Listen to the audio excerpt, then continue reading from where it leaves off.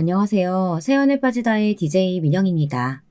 오늘도 사연 시작하기 전에 구독과 좋아요 버튼 눌러주시고요. 그럼 오늘의 사연도 바로 시작해 볼게요. 안녕하세요. 제 소개를 뭐라고 하면 좋을까요? 경기도 수원에 살고 있고 딸아이를 키우는 엄마이자 글 쓰는 게 어색한 40대 여자라고 하면 될까요? 뭐라 해도 조금 어색하네요.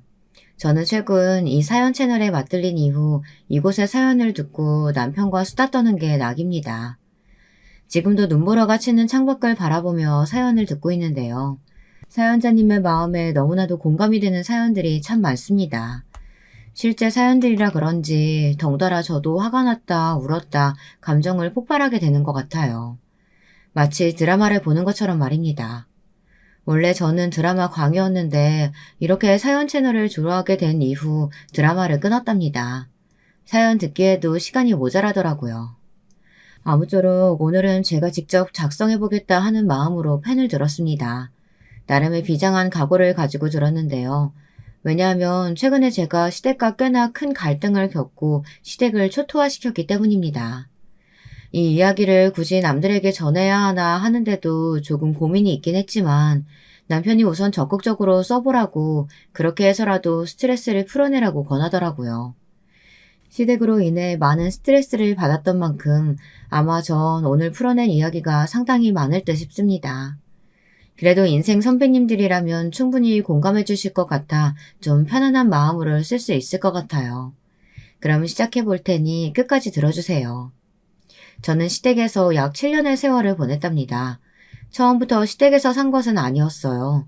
의외라고 생각되시겠지만 처음 결혼을 하고 난 후엔 독립해서 신혼생활을 꾸려나가고 있었습니다. 일단 여기엔 저희 친정엄마의 영향이 컸는데요. 저희 친정엄마는 본인이 시집살이를 많이 당했던지라 무조건 신혼생활은 부부끼리 하는 거라는 지론이 강하신 분이었거든요. 시어머니가 부부 생활에 지나치게 간섭하려고 하면 그걸 어떻게 현명하게 쳐내야 하는지 그런 것들을 결혼 전 저에게 알려주시기도 했고요. 그래서 저 역시 남편과 결혼하고 난 후엔 단란한 가정을 꾸렸어요. 요즘은 불임 부부들도 많다고 하던데 우리 딸도 당시 어렵지 않게 임신을 했고요. 참 감사한 일이죠. 그러다 갑자기 시어머니께서 지병이 심해지시면서 혼자 사시는 것에 불편함을 겪기 시작하신 거예요. 저희 시어머니는 시아버지를 병으로 보내시고 유독 적적해 하셨는데 사시는 지역이 워낙에 시골인지라 저희가 자주 찾아뵙지 못하고 있었습니다. 시아버지는 시어머니에게 상당히 잘해주시던 분이었고 그래서인지 시어머니는 시아버지가 돌아가시고 나서 몇 달간 무척 힘들어 하셨어요. 거기다 지병이 있으니 병원도 들리셔야 하는데 워낙에 시골인지라 병원 시설은 열악했고요. 아휴, 너무 힘들구나. 미안하다. 매일 전화해서 앓는 소리만 해서. 근데 너네 목소리가 너무 듣고 싶어서 말이야. 그러던 차에 시어머니께선 저희에게 에거라드 부탁을 하셨고 남편이 장남인지라 그것을 뿌리치지 못했답니다. 여보, 당신한텐 미안한데 우리 어머니 저대로 두는 게 마음이 편하지가 않아. 아버지 보낸 지도 얼마 되지 않아서 나도 마음이 싱숭생숭한데 엄마까지 혹여나 가시면 어쩌나 걱정도 되고 나도 나이가 먹으니까 갑자기 철이 드나 봐. 당신 있잖아. 만약에 우리 어머니 모시고 같이 살아준다고 하면 단 1년만이라도 그래주면 내가 평생 잘할게. 응? 남편은 아예 평생을 모시고 살자는 게 아니고 시어머니가 좋아질 때까지 딱 1년 정도만 같이 살자고 저를 설득했습니다. 하지만 저는 바로 수긍의 대답을 할 수가 없었습니다.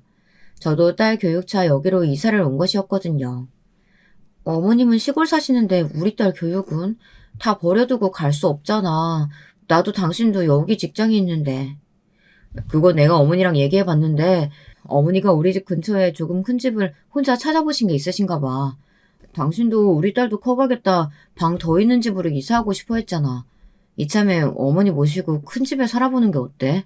돈은 어머니가 대주신데 아버지 유산 있잖아. 그거 여기에 쓰실 건가 봐.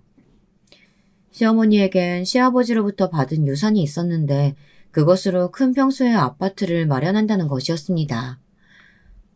난 모르겠어. 같이 사는 게 쉬운 것도 아니고 어머님이 나한테 살갑게 구는 성격도 아니시고 우리 딸도 할머니는 어려워하는데. 아니 근데 어머님이 집을 혼자 알아보셨다고? 우리가 알았다고 한 것도 아닌데? 남편의 말에 순간 저는 날카로워졌습니다. 시어머니는 이미 자신이 같이 살 집을 이미 알아본 뒤였고 남편에게 어느 정도 언지를 다 해놓았더라고요. 그러면서 다음 날 작정한 듯 저에게까지 전화를 하셔서는 말씀하시는데 이땐 저도 무슨 수가 없겠더라고요. 애미야, 이게 탐탁지 않아 하겠지만 나도 요즘 허리며 뭐며 안 아픈 곳이 없어. 어떻게 안 되겠니? 내가 이리 부탁하는데.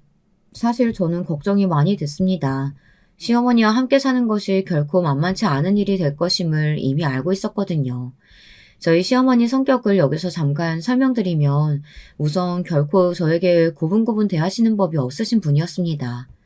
장남인 아들을 너무도 귀하게 여기신 나머지 저와 결혼한 거에 대해선 반대가 많으셨어요.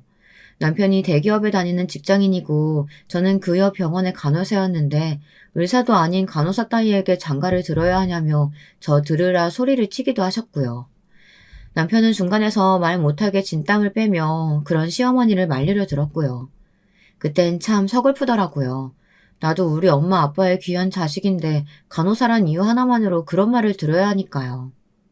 아가씨, 우리 승재 내가 얼마나 귀하게 키웠는지 알지? 나는 의사나 교수 아니면 우리 아들 장가 보낼 생각 안 했어. 솔직히 말이야. 동네에서도 얘가 난 놈으로 어렸을 때부터 아주 유명했거든.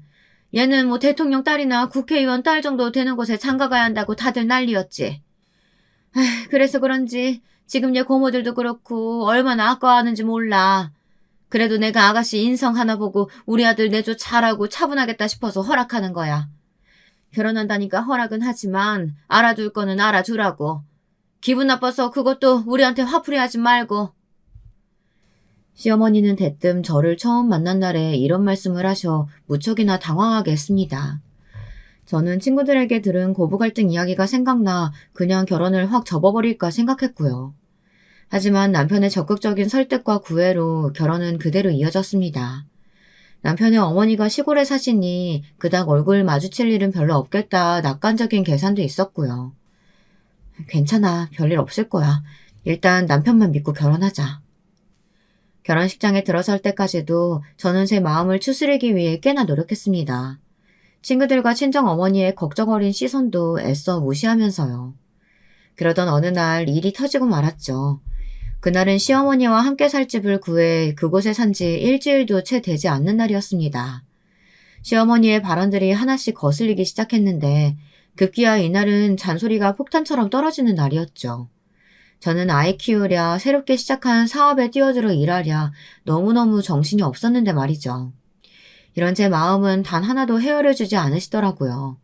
이때부터 섭섭함이 물밀듯 밀려들어오기 시작했습니다. 아이고 애미야, 너는 어쩜 애 키운다는 애가 세탁을 이 모양으로 하냐? 손빨래 할 건 따로 분리해서 놔둬야지. 우리 애 속옷은 무조건 내가 빨래비누로 손빨래 했어. 너도 똑같이 해야 된다고. 네, 어머님. 제가 그러려고 했는데 요즘 저도 사업이 바빠서요. 죄송해요. 애기 아빠 오면 분리해 놓으라고 할게요. 뭐? 아니 그게 무슨 말이냐? 빨래를 우리 애한테 시키냐 너? 어디 남자한테 그딴 집안일을 시키고 앉아있어? 이게 뭐 얼마나 되는 양이라고? 너 사업인지 뭔지 안다고 지금 유세 부리는 거냐? 설쳐대는 거야? 내가 말했지? 여자는 그런 거 한다고 남자한테 설치고 그러면 안 되는 거라고. 그냥 쥐죽은 듯이 내조하고 애 잘 키우면 그거로 여자 인생은 끝난 거야. 어머님, 이도 저도 일하는 사람이니 가정에서 일어나는 일은 공동 책임이 있다고 봐요. 이 사람도 아이 양육하고 세탁도 해야죠. 제가 어떻게 이 모든 걸 다 하나요? 시대가 달라졌다고 봐요, 어머님. 심지어 지금은 이 사람보다 제가 더 바쁘고요.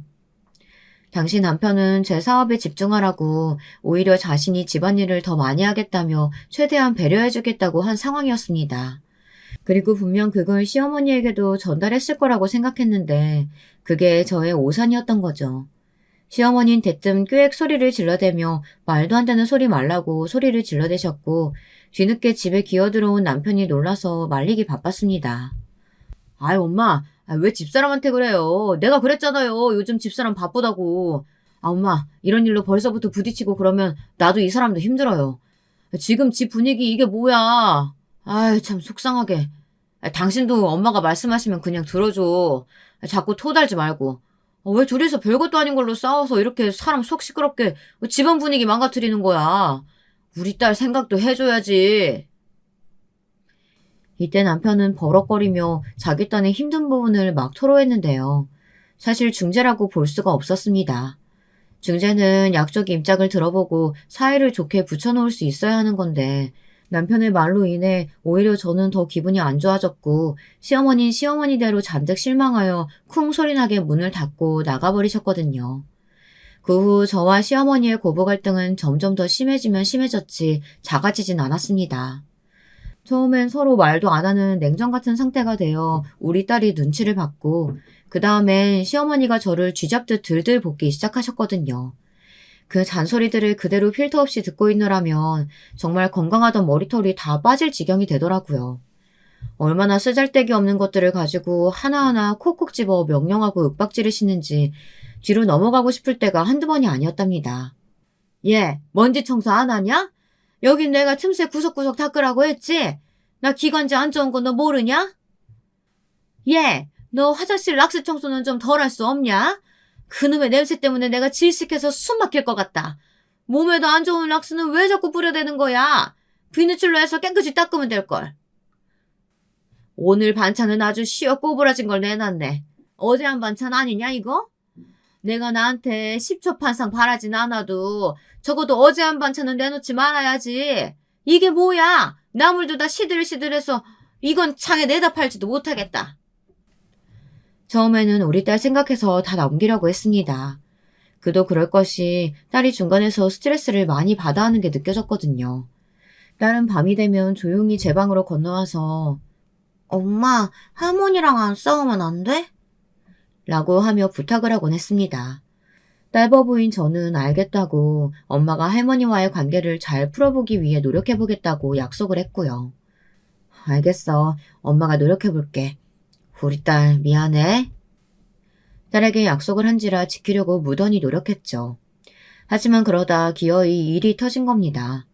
여기서 새로운 악당과 다름없는 신우가 등장해서 기어이 일을 더 크게 만들었고요.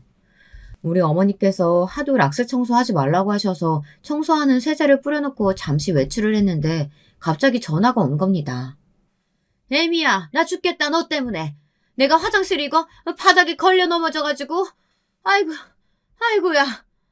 어머 어머님 금방 갈게요. 시어머니가 미끄러운 화장실 바닥에 넘어져서 그대로 일어서지도 나가지도 못하고 있다는 전화였어요. 뼈가 부러진 것 같다며 아파 죽겠다고 호소를 하시는데 내심 속으로 큰일 났다 싶었습니다. 얼른 집으로 가서 119를 부르고 몸에 이상이 없는지를 의학 장비로 찍었죠. 다행히 갈비뼈 하나가 조금 금간 것 빼고는 큰 부상이 없었습니다. 어머님 그래도 다행이에요. 저는 어머님이 크게 다치셨는 줄 알고 얼마나 놀랐는지 몰라요. 다행? 다행이긴 뭐가 다행이냐? 난 지금도 아파 죽겠어. 숨도 제대로 못 쉬겠다고. 너는 모를 거야. 이 나이 돼서 다치면 생체기도 아파 죽겠다고. 근데도 다행? 무슨 개놈의 다행이야? 저는 그 말이 아니고 남편도 이 정도로 그쳐 다행이라고 하는데 혼자 난리 부르스였어요. 그 탓을 모두 부주의한 며느리 제게로 돌렸고요. 저 때문에 자신이 그 화장실 바닥에 미끄러져 이렇게 된 것이라고 계모임도 동창모임도 못 나가게 생겼다면서 어찌나 탓을 하던지요. 죄송해요 어머니. 대신 제가 용돈 넉넉하게 드릴게요. 그러니 일단 진정을 하시고. 아들아, 아직도 상황 파악 못하겠어? 지금 네가 사과해야 될 게 아니야. 제가 잘못한 걸 왜 네가 사과하니? 그래서 제가 죄송하다고 말했더니 시어머니는 더 무시무시한 발언을 하시더라고요. 이건 차마 넘어갈 수가 없었습니다. 어머님 죄송해요. 많이 아프시죠? 동창 모임 친구분들께는 연락해 놓을게요. 제가 죄송해요. 됐다. 입에 발린 말 듣기도 싫다. 난 네가 일부러 비루칠한 건지 아닌지 내가 넘어지길 바란 건 아닌지 그게 더 걱정스러워. 아주 잘 됐다 싶겠지. 네? 아니 그게 무슨 말씀이세요. 제가 그럼 일부러 그랬다는 거예요? 그런 말이 어딨어요. 말도 안 돼요. 아무리 속상하셔도 그렇지. 시어머니의 막말 세례가 원래도 지나치다는 건 알았지만 이런 말까지 들으니 진절머리가 나더라고요. 시어머니는 그에 대답하지 않고 자기 딸을 찾기 시작하셨습니다. 그나저나 우리 딸은 언제 오니? 나 아무래도 우리 딸 간호 좀 받으면서 푹 쉬어야겠다, 이참에. 내가 아주 며느리 뒤치다꺼리 하느라 뼈가 삭는 줄 알았어. 이렇게 병원에 누워있으니까 오히려 살 것 같네, 살 것 같아. 아픈 사람이었기에 망정이지 정말 참을 인자를 많이 새겨야 했던 날이었습니다. 남편이 달래려 했지만 시모는 요지부동이었습니다. 끝까지 제가 잘못해서 이렇게 된 거라고 말씀하시며 역정을 내시었죠. 덕분에 병동 사람들이 저를 다 가엾게 보는 시선까지 덤으로 얻을 수 있었습니다. 그리고 이윽고 시어머니가 태어나자 등장한 시누이는 저에게 갑자기 마구 화를 내더라고요. 시누이는 처음부터 자기가 엄마를 모셔야 했다면서 저희 집에 가서 시어머니가 제대로 된 케어를 못 받아 이런 일이 생겼다는 말을 하더군요. 여기에 제가 참지를 못했네요. 뭐라고요? 아가씨, 말이 너무 심한데요. 아가씨는 어머님 아프실 때 본인은 바쁘다면서 제일 먼저 빠지려고 한 사람이잖아요. 문제에서 제일 먼저 도망치려 한 사람이 지금 우리 보고 그런 말을 하면 어쩌자는 거예요? 아이들 가르치는 사람이 그래도 되는 거예요? 그게 내가 언제 도망가려고 했다는 거예요. 하여튼 세연이 없는 말 지어내는 데는 선수라니까. 엄마, 난 영원히 엄마 편이야. 나만큼 우리 엄마 생각해주는 사람이 어디 있다고. 엄마, 좀 뭐라고 해봐. 세연이 왜 저래? 제가 쏘아붙이자 신우는 그제야 얼굴을 붉히며 꽁지를 쏙 빼더라고요. 그런데도 저는 화가 아주 많이 났습니다. 신우가 시어머니를 집에 데려다주고 난 후에도 자꾸 되도 않는 소리를 하는 겁니다. 시어머니가 저와 함께 살게 된 이후로 기를 펴지 못하고 자꾸 저에게 맞추다 보니 속병이 났다는 겁니다. 들어보니 외려 제가 할 말을 그쪽에서 하고 있는 모양새더라고요. 그러니까 새언니, 앞으로 우리 엄마 잘 모셔요. 엄마가 나한테 하루에도 몇 번이나 전화해가지고 언니 눈치 보느라 힘들어 죽겠단 말 하는지 몰라요. 우리 엄마가 성격이 드세 보여도 마음은 열어가지고 늘 사람 관계를 힘들어한단 말이야. 근데 가뜩이나 며느리로 언니가 들어와 있으니 엄마가 얼마나 힘들겠어요. 언니가 엄마 입장을 좀 배려해주고 미리 맞춰주면 좀 좋냐고요. 아가씨, 도대체 아까부터 무슨 소리라는 거예요? 어머님은 제 눈치 같은 거 안 보세요. 오히려 늘 혼나는 쪽은 저라고요. 화장실 바닥 미끄러웠던 것도 어머님이 세제로 청소하라고 그래서 그대로 따라하다 그렇게 된 거라고요. 물론 어머님께 화장실 들어갈 때 조심하시라고 말했고요. 아이고, 이거 봐, 이거 봐. 언니가 저렇게 바락바락 자기 할 말 다 하는데 엄마가 어떻게 마음이 편하겠어요? 오빠도 너무해. 오빠는 가만히 보고만 있어? 언니가 워낙에 자기 할 말 다 하고 똑 부러지는 성격이란 건 알겠는데 그것도 사람 가려가면서 해야죠. 막말로 우리 엄마는 언니 시어머니인데 시어머니 대접은 해줘야죠. 그리고 엄마가 그러는데 언니 엄마 밥 차리는 것도 귀찮아서 죽어한다고 하던데요? 찬밥 주면서 먹으라고 그랬다면서요? 아가씨 제발요. 저 어머니 찬밥 드린 적 한 번도 없어요. 찬밥 드린다고 어머님께서 가만히 있으실 분도 아니고요. 제발 제대로 된 정보나 듣고 말씀하세요.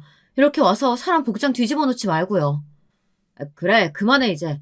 당신도 승희 너도 뭐 싸우려고 만났어? 그리고 승희 너는 왜 갑자기 와서 네 새언니한테 뭐라고 하는 거냐? 네가 언제부터 오빠에 관심이 많았다고. 됐어. 필요 없는 참견하지 말고 얼른 니네 집으로 가. 엄마는 오빠가 모시고 갈 테니까. 남편은 거의 강제로 신우를 차에 태워 보냈습니다. 그렇게라도 안 하면 신우가 병원 앞에서 한 발자국도 안 갈 기세였거든요. 정말 싸가지를 밥에 말아먹은 태도였습니다. 저는 그 태도에 눈이 돌아갈 뻔했죠. 사실 저희 신우로 말할 것 같으면 이 외에도 문제가 많은 사람이었습니다. 본인이 대단한 조건이 아닌데도 불구하고 남자를 밥 먹듯 갈아치우는 사람이었어요. 외모와 재력 이 두 가지 조건으로 결혼할 사람을 판단하곤 했는데 그 눈이 지나치게 높아서 제가 애를 낳고 키우는 동안에도 결혼을 하지 못하고 있었습니다. 한마디로 노처녀였어요. 근데 신우는 초등학교 교사였는데 시어머니는 그것을 무척이나 자랑스러워 하셨습니다. 틈만 나면 우리 딸에게 걸맞는 사윗감이 나타나지 않았다며 그 사윗감이란 가히 대단한 사람이어야 한다고 말하곤 했습니다. 사실 제 생각엔 신우 나이가 30 중반을 넘어갔으니 눈을 조금 낮추고 현실적으로 결혼 상태를 봐야 할 시기였는데 전 감히 이 생각을 입 밖에 비출 생각도 못했습니다. 두 여자는 거의 구름 위 자신들이 만든 왕국에 살고 있었거든요. 내 생각엔 강남에 한 재산 50억 정도 들고 있는 집이나 그도 아님 의사 정도 되는 남자가 우리 딸한테 어울리지 않을까 싶어. 그도 아닌 평범한 집이면 아예 결혼할 생각을 말아야지. 우리 딸이 얼마나 손해인데. 맞아, 엄마. 근데 그나저나 그런 남자가 언제 나한테 오는 걸까? 아니, 솔직히 못생긴 세연이 같은 사람도 오빠 만나서 결혼하는 마당에 나는 왜 남편감이 안 나타난 거냐고. 우리 딸, 조금만 기다려봐. 다 좋은 남자가 오려고 이러는 거야. 언젠가 둘이서 저를 험담하며 이런 대화를 나누는 것도 들은 적이 있었습니다. 시어머니는 거기에 낄낄거리며 제 딸도 저를 닮아 못생겼다고 맞장구를 치고 앉았더라고요. 정말 열이 확 받았죠. 게다가 신우는 말로는 자기 엄마를 무척이나 사랑한다고 하면서 이런 일이 있으면 괜히 저를 공격하기 바빴지 막상 시어머니를 챙기지도 않았어요. 그러니 제가 저런 말을 듣고 더 화가 난 거죠. 결국 저는 남편에게 이날 대판하게 되었습니다. 지금까지 중재다 뭐다 하면서 미적지근한 태도를 보이는 걸 참을 수 없었거든요. 당신, 아까 아가씨 말 들었지? 시어머니가 아가씨한테 나에 대해서 어떻게 말하는지 불보듯 뻔하더라. 분명 험담하고 나쁜 맘만 가득 놀아놨겠지. 그것도 사실이 아닌 정보들로. 나 시어머니 밥 새로 매일 지어드리고 틈나면 좋아하시는 반찬에 말하신 대로 집 구석구석 청소하고 손빨래하고 이것만으로도 아주 죽어날 것 같아. 더는 못 참겠어. 나도 내 회사가 있고 키워야 할 아이가 있어. 당신이 해결해. 나 이대로라면 어머니랑 못 살아. 저는 이때 아주 극단적이라고 할 만큼 강하게 나갔습니다. 지금 나와 이혼을 할 건지 아니면 분가를 할 건지 선택하라고요. 당시 그냥 남편에게 이런 선택지를 주지 않고 분가를 하면 좋았겠지만 저는 운영하는 회사 사정이 무척 안 좋았고 남편 역시 대기업을 다니고 있었지만 어머니 용돈이다 생계비까지 하니 넉넉하지가 못했습니다. 나가 사는 것보다는 그래도 돈을 모아 사는 것이 나은 판국이었죠. 남편은 제 말을 듣고 상당히 당황해했습니다. 제가 이토록 세게 나올지 몰랐는지 얼굴이 붉어지더니 자신이 어떻게든 시어머니를 돌려놓겠다고 하더라고요. 알았어. 당신 지금 너무 상기돼 있어. 내가 우리 어머니한테 잘 말해서 상황 돌려볼게. 우리 엄마도 당신한테 너무 함부로 대하는 경향이 있어. 내가 봐도 그래. 진즉에 내가 바로 잡았어야 되는데 미안해. 주변 형들도 원래 이런 건 남자가 잘해야 한다고 하더라. 여보, 내가 잘할게. 그러니까 이혼하다는 소리 하지 마. 어? 남편은 딸 생각해서라도 이혼만은 안 된다며 애원했어요. 그리고 저는 일단은 남편이 어떻게 하는지 두고 보았죠. 남편은 조용히 시어머니 방에 들어가더니 무어라 대화를 주고받는 것 같았습니다. 그 대화는 한 며칠 정도 이어졌어요. 남편이 퇴근하고 시어머니 방으로 들어가서 어제 했던 대화를 이어가고 다음날 또 이어가고 이런 식이었습니다. 어떻게 되어가는진 자세히 몰랐지만 시어머니가 간간히 울먹이는 표정을 지으며 알겠다고 고개를 끄덕이는 모습이 문틈 사이로 보였습니다. 남편은 열심히 설득하려고 들고 있었고요. 그리고 어느 정도 해결이 됐다 싶었는지 남편이 저희 부부방으로 건너와 말하더라고요. 여보, 이제 어머니가 당신 귀찮게 안 할 거야. 힘들게 안 하실 거라고. 잔소리도 줄이실 거고. 본인 밥도 당신 바쁠 땐 직접 차리시기로 했어. 반찬 투정도 안 하실 거래. 정말? 정말 그럴 거래? 내가 다 약속 받아냈다니까? 그러니까 걱정하지 말고 당신 일에 집중해. 이날 남편은 뿌듯하고 의기양양한 표정을 지어 보였어요. 저도 같이 합가해서 살고 나서 처음으로 이날은 두 발 뻗고 잘 수 있을 만큼 마음이 편안하더라고요. 앞으로 있을 시어머니의 변화를 생각하면 이제는 좀 편한 나날을 기대해도 될 것 같았습니다. 6개월 정도는 별일이 없었던 것 같습니다.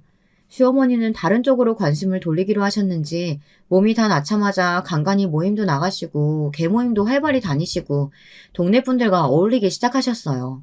그러면서 집안일이나 저쪽엔 관심을 안 두려 하시더군요. 저도 시어머니의 그런 태도 변화가 무척이나 반가웠습니다. 그래서 안도하며 더 열심히 회사 일에 정진했고 시어머니에게도 조금은 살갑게 대해드리려고 노력했네요. 저희 시어머니가 과일을 좋아하시는데 괜찮은 제철 과일이 있으면 무조건 시어머니 생각하며 사다 드리고 깎아놓고 나가곤 했어요. 저는 이렇게 저도 변한 모습을 보였으니 시어머니에게도 어느 정도 저에 대한 인식 변화가 있었을 거라고 생각했어요. 예전엔 그저 밉고 싫은 자기 아들에게 부족한 며느리였다면 지금 그래도 한 가족으로 살고 있는 만큼 며느리라고 생각해 줄 거란 기대를 품었죠. 하지만 그 기대가 배반된 건 바로 시어머니의 생신날이었습니다. 이거 우리 친구들 목록인데 거기 몇 명 오는지 내가 적어놨지? 많이 참석한 이만큼 음식 준비가 중요할 거다. 대충 배달 음식 밀키트 뭐 이런 걸로 때울 생각하지 말고 정성껏 손수 준비해 놔라. 음식은 내가 적어놓은 대로만 하면 돼. 어머니, 이걸요? 이걸 저 혼자 다 하라고요? 아니, 이건 절대 혼자 할 수 있는 양이 아닌데요. 가짓수만 20개에 가까워요. 아니, 그럼 이걸 누굴 보고 같이 하란 거냐? 설마 나보고 같이 하자고? 나는 생일 당사자야. 어머님이 싫으시면 아가씨라도 불러주세요. 얘 좀 봐. 무슨 네 아가씨를 불러? 걔는 바빠. 시어머니는 A4 용지 3쪽에 달하는 음식 종류와 만드는 방법을 상세히 적어두신 목록을 전해주시며 반드시 그대로 따라 만들라고 하더라고요. 어이가 없었습니다. 아니, 이걸 어떻게 저 혼자 하나요? 아가씨라도 부르자고 하자 시어머님 바쁜 애 부를 생각하지 말라며 엄포를 놓더군요. 걔는 요즘 새 남자친구 생겨서 아주 바빠. 지금 만나는 남자네 집안이 전부 을사란다. 그런 집안이니 반드시 잡아야 되지 않겠어? 그러니 아무튼 걘 절대 부를 생각하지 말고 네 혼자 다 해봐. 요리도 실력이야. 자꾸 해야 는다고. 내가 너 이참에 요리 실력 키워줄란다. 어머님, 그래도 이건 아니에요. 저는 혼자 못해요. 제가 하면 절대 끝내지 못할 거라고요. 맛도 엉망일 거예요. 너는 왜 안 될 거라는 생각부터 벌써 하는 거냐? 해보지도 않고? 계속해서 억지 부리는 시어머니와 이때부터 저는 갈등을 맞이하게 되었네요. 그리고 역시나 시어머니는 이까짓 거 하나 못하냐면서 눈살을 찌푸리다 그럼 그날 하루만 요리 도와주는 아줌마를 불러주겠다고 했습니다. 그것도 마치 자신이 은혜를 베푼다는 식으로 얘기하는데 솔직히 화나더라고요. 남편에게 말해 시어머니 생신이고 뭐고 확 엎을까 하다가 참을 인자를 새기며 한번 참았습니다. 그렇게 저는 시어머니 생일 당일 꼭두 새벽부터 도와주실 아줌마를 기다리며 음식을 만들고 있었어요. 전날까지 야근했던 터라 무척 피곤했지만 그래도 바카스 몇 개를 비워가며 정성스레 잡채를 조물거리고 있었죠. 근데 난 12시가 되어도 도와주시는 분이 오지 않는 겁니다. 이상하네요, 어머님. 왜 안 오시죠? 설마 오는 길을 잘못 보내드린 건 아닐까요? 제가 한번 전화해볼게요. 아이고, 사람을 뭘 불러 부르긴. 사람 돈 주고 부르는 게 돈이 얼마나 드는데. 곶갓 음식 내가 도와줄 테니까 그냥 해라. 너는 하여튼 엄살도 참 심하다. 이깟 부엌일 뭐가 힘들다고? 네? 아니 그럼 안 불렀다는 말씀이세요? 그걸 왜 지금 말씀하세요? 시어머니는 아무 말도 안 하셨습니다. 자기가 불리해지니 입을 안 열더라고요. 제가 화가 난 음성으로 목소리를 높이자 자기는 친구들 맞이해야 한다며 딴 곳으로 가버리시더군요. 그러면서 너 이거 음식 다 해놔라. 내가 내 친구들한테 너 자랑도 할 거고 하니까 면이 서야 돼. 그리고 너한테 수고비는 따로 챙겨줄 테니까 그건 걱정하지 말고. 일단 만들어. 섭섭치 않게 챙겨줄 테니까. 하는데 수고비 얘기에 기분이 더 안 좋아졌습니다. 저는 시어머니가 수고비를 챙겨줄 거란 기대는 일체 하지 않았습니다. 설사 준다고 해도 겨우 5만 원 주고 입을 싹 씻을 양반이었죠. 수고비를 바란 게 아니고 도와주실 분을 바란 건데 그때 심정은 정말이지 화가 머리끝까지 솟아 이대로 나가버리고 싶은 마음이었습니다.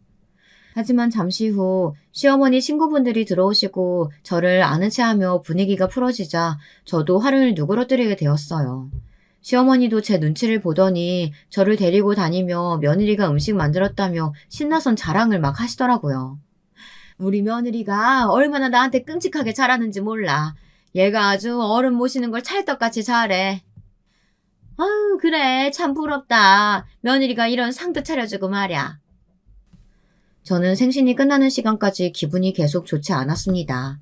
다만 어른들 분위기를 맞추기 위해 억지로 웃고 억지로 음식을 만들 뿐이었죠. 우리 딸애는 제가 안 되어 보였는지 나중엔 부엌으로 들어와 자기가 돕겠다고 고사리 같은 손으로 전을 부치려고 하더라고요. 저는 시어머니 친구분들이 돌아가시고 늦은 밤중이 되었을 땐 단둘이 시어머니와 대화를 하려고 했습니다. 약속을 안 지키신 부분에 대해서 말이죠. 근데 시어머니는 먼저 얄밉게 선수를 쳐서는 너한테 너무 고맙다라는 식으로 말을 하더군요. 아휴, 내가 며느리 하나는 잘 뒀지. 잘 뒀어. 진짜로. 아까 내 친구들이 다 너를 칭찬하고 난리더라니까. 불고기도 얼마나 맛있던지. 얘, 너 그러지 말고 나중에 음식점 차려도 되겠더라. 그거 해도 대박 나겠어. 아무튼 잘 먹었다. 내 선물은 이걸로 받은 거로 하마. 어머님, 선심 쓰듯 그렇게 말씀하지 마시고요. 다음부턴 약속을 지켜주셨으면 좋겠어요. 사실 저 오늘 너무 힘들었어요. 어머님이 남자 부엌에 들어가는 거 아니라고 남편이 돕지 못하게 하시는 바람에 저 혼자 뒤처리까지 다 했다고요. 10분 넘는 어머니 친구분들 먹을 음식이며 마실 거 제가 다 준비해야 했다고요. 그래, 알았어. 얘는 한 번 했으면 그냥 기분 좋게 끝내면 되지. 끝까지 뒤끝은. 넌 그게 문제야. 알았어, 알았다고. 그래도 남의 자식 며느리들은 해외여행 보내주고 생일이면 명품백 사주고 그런다던데 난 그런 거 바라지도 않잖아. 어머님, 저희도 용돈 드렸어요. 해외여행 버금가는 생신 용돈 입금해 드렸잖아요. 설마 못 받으셨어요? 엄마, 왜 그러세요? 이 사람이 많이 힘들어서 그래요. 엄마도 아시잖아요. 이 사람 요즘 일하는 것만으로도 죽으려고 하는 거. 근육통 와서 너무 힘들었대요. 다음부터는 약속 지켜주세요. 그리고 이 사람 말대로 저희가 생신 용돈 안 드리는 거 아니잖아요. 용돈도 챙겨가셨으면서 그런 말은 그만하세요. 너무 염치 없다 생각하지 않으세요? 아마 남편도 이날은 많이 짜증이 났던 모양입니다. 저렇게 확 쏘아붙이더라고요. 시어머니는 아들 말엔 꼼짝 못하시고 입술을 뿌르륵 내미시다 알겠다고 하셨습니다. 솔직히 이날 남편이 가세하여 시어머니에게 책임을 묻지 않았다면 저 혼자서 조금 소가리를 했을 듯 합니다. 다행히 남편이 대신 따지고 물어 그냥 넘어가게 되었죠. 시어머니의 생신이 한바탕 폭풍처럼 지나가고 난 후론 조금 집안이 조용했던 것 같습니다. 딱히 행사도 없었고 시어머니도 그냥 밖을 다니시며 집안엔 덜 신경을 쓰시더라고요. 그런데 이게 어떤 징조일 거라고는 생각지 못했습니다. 저는 당시 이 평온한 상태에 굉장히 만족하며 생신이 끝난 것에 기뻐하며 회사를 다니고 있었어요. 폭풍 전야와 같은 상태였죠. 그러던 어느 날 사고가 터진 거예요. 바로 시댁 식구 쪽에서 말이죠. 처음 제가 이 일을 알게 된 건 남편을 통해서였습니다. 남편이 제가 일하는 회사로 전화가 와서 얼른 집에 와봐야겠다고 하더군요. 무슨 일이냐고 물을 겨를도 없이 전화를 끊는 것으로 보아 급한 일인 것 같았습니다. 집으로 가는 내내 혹시나 이 사람이 무슨 사고라도 쳤나 싶어 가슴이 덜컹덜컹 하더군요. 근데 집 안으로 들어가니 거실 한복판에서 울고 계신 분이 있었습니다. 바로 시어머니였습니다. 어떡하면 좋니? 내가 투자한 돈이 전부 날아갔어. 미경이 그년만 믿고 투자한 돈인데 나 이제 어떡하면 좋으냐. 그 나쁜 년 내가 가만히 안 둘 줄 알아. 어머님, 그게 무슨 말씀이세요? 투자한 돈이 날아갔다뇨. 어디에 투자를 하셨는데요? 시어머니는 저희가 합가한 지 5년의 세월이 다 되었을 시점 또 사고를 치셨습니다. 바로 돈 문제였죠. 믿었던 사람에게 투자 사기를 당한 것인데 경찰서에 가서 상황을 바로잡으려 했을 땐 이미 시어머니의 지인분이 해외로 튀어 찾는데 오래 걸릴 거라고 하더군요. 남편은 손으로 몇 번이나 얼굴을 쓸어내리며 힘들어했습니다. 저는 몰랐지만 시어머니가 투자한 돈엔 남편의 돈도 있었더라고요. 그것을 모르고 있었던 저는 이 모든 경악할 상황 앞에서 그만 기가 차 상황을 바라볼 뿐이었죠. 아니, 그러니까 어머님, 그 매일 나가시는 그 모임 지인분이 이런 일을 저질렀다고요? 그러니까 당신은 나 몰래 어머님 뒷돈을 대주었고? 당신 정말 미쳤어? 아니, 나 몰래 어떻게 이럴 수가 있어? 부부면 상의를 했어야지. 돈 문제를 어떻게 덥석 당신 마음대로 할 수가 있냐고. 미안해, 여보. 하도 어머니가 간절해 보이셔서. 지금 그게 말이 돼? 얘야, 우리 아들한테 너무 뭐라고 하지 말아라. 다 나 때문이야. 모자란 나 때문이야. 내가 각막이라도 팔든 신장이라도 팔아서 돈 마련해 줄게. 내가 하도 돈이 없으니까 그 투자권에 솔깃했나 봐. 듣자마자 그만 제대로 알아볼 생각도 안 하고. 미안하다. 근데 쟤는 미워해도 사람은 미워하지 말라고 너무 그러지 말어라. 정말 이놈의 시댁 식구들이 저와 원수이긴 한가 봅니다. 남편이란 놈도 저 몰래 돈을 갖다 퍼날랐고 저는 아무것도 모른 채 상황이 최악에 치달았을 때야 알게 되었으니까요. 그러면서 당시 시어머니에게 생긴 빚이 꽤 있었는데 시어머니는 집을 팔고 싶지 않아 했습니다. 집만큼은 유산으로 마련한 거라며 고수하고 싶어 했죠. 저는 남편이 시어머니에게 보태준 돈은 그렇다 쳐도 어머님 빚을 갚아주고 싶은 마음이 전혀 들지 않았습니다. 어머님, 저는 그 돈 갚아드릴 생각 없어요. 저도 제 회사 운영할 자금 필요하다고요. 아가씨한테 손 벌리세요. 예, 걔가 무슨 돈이 있어. 겨우 초등학교 교사인 애가. 하지만 신우이도 마찬가지였습니다. 자기 엄마를 사랑에 맞지 않는다는 신우이 역시 제 엄마에게 왜 그런 쓰잘데기 없는 짓을 했냐면서 자기는 돈이 없으니 절대 못 보탠다고 하더라고요. 엄마가 알아서 해결해. 아우, 내가 그러니까 엄마 그 이상한 아줌마들하고 몰래 다닐 때부터 알아봤어. 내가 그 아줌마들 조심하라고 했지? 엄마는 왜 딸 앞길을 막으려고 해? 도움은 못 줄망정. 세훈이랑 오빠가 힘 좀 써줘요. 나야 초등학교 교사인데 내 월급으로 무슨 돈을 모았겠어요. 내 결혼 자금만으로도 골치 아파 죽겠다고요. 신우이는 며칠 동안이나 시위했습니다. 저는 저대로 못 준다 버팅겼고요. 하지만 신우이도 발을 뺐겠다, 시어머니는 죽어도 돈이 없겠다, 어떻게 하겠어요. 덕분에 저희는 모아둔 돈을 싸그리 날렸고 갚아야 할 빚은 지인분에게 빌리게 되었습니다. 그 돈을 빌리기 위해 정말 속에 있는 말 없는 말 다 꺼내면서 얼마나 빌었는지 몰라요. 그 비참함을 아직도 잊을 수 없을 것 같습니다. 근데 시어머니는 자신이 그렇게 큰 민폐를 끼치고 잘못했음에도 뭐가 그렇게 당당하신지 저에게 돈은 또 벌면 되는 거니 너무 아들을 닥달하지 말라고 난리더군요. 그러면서 했던 말이 뭐였는지 아나요? 내가 비록 큰 잘못하긴 했어도 내가 너 딸도 키워주고 집에 어느 정도 기여한 바도 있잖니. 그러니 네가 이번만 눈 감고 잘 넘어가줘라. 내가 앞으로 이 은혜 잊지 않고 평생 잘해주마. 지극히 자기 아들과 비슷한 말을 늘어놓더라고요.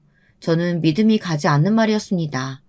저는 거기에 대고 그냥 며느리 대접은 됐으니 이제부터 다른 사람 말에 넘어가 투자하고 그런 짓은 하지 말라고 못 박았습니다. 그나마 좋았던 점은 시어머니의 투자 사기건이 끝나고 난 후 몇 달간은 거의 집에서 소리조차 내지 않았어요. 계속해서 제 눈치를 보며 제 딸 숙제를 도와주고 집안일까지 자처하시더라고요. 집 밖으로 나가지도 않으시면서 그렇게 조심조심 제 눈치를 보며 생활하신 게 정말 오래간만의 일이었습니다. 그러다 시간이 흐르면서 저도 더는 마음에 짐을 얹고 살고 싶지 않아 그 일을 잊으려고 애쓰던 중 우리 딸아이는 무럭무럭 자라 고등학교에 입학할 나이가 되었죠. 딸아이는 공부를 무척이나 잘해 명문고에 진학했는데요.